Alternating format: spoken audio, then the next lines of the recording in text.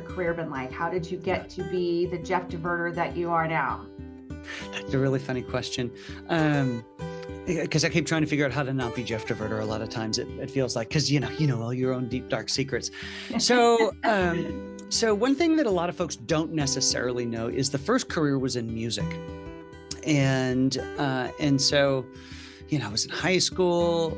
Even before that, I loved music, and I played all sorts of instruments, but then guitar really kind of got into it. And I had this great guitar player in high school, guitar teacher. My guitar teacher said, Jeff, you really are good at music and you've got a good ear for it.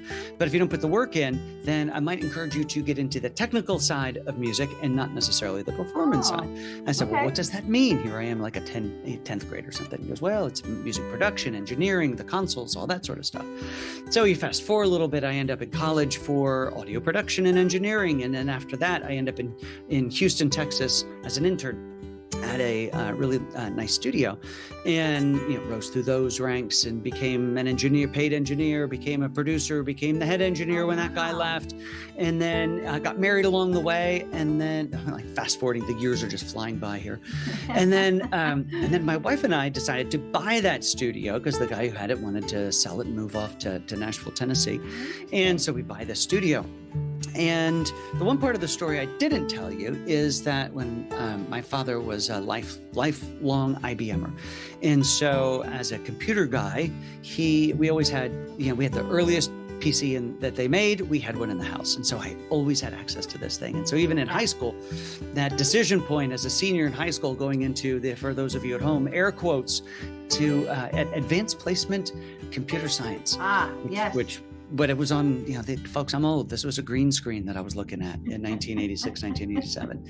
And I thought, I can't stare at a green screen for the rest of my life. I really am going to go pursue this music thing. So off we go down that rest of that story. But when I bought the studio, it had multiple music studios in it, offices, all this sort of stuff. And I thought, you know what? We've got computers here. Let's network them together. And through that process, which was painful, I thought, this is fun. If this music thing doesn't work out, I like me some computers. They could work out. So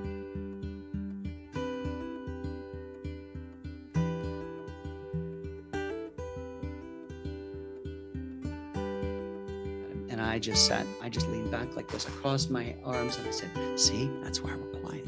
That's why we don't say anything. And then I realized we go off to lunch. The morning goes on and we're all back together at lunch, and he's right back in the thick of it with everybody. And I thought, nobody remembered. Nobody cared.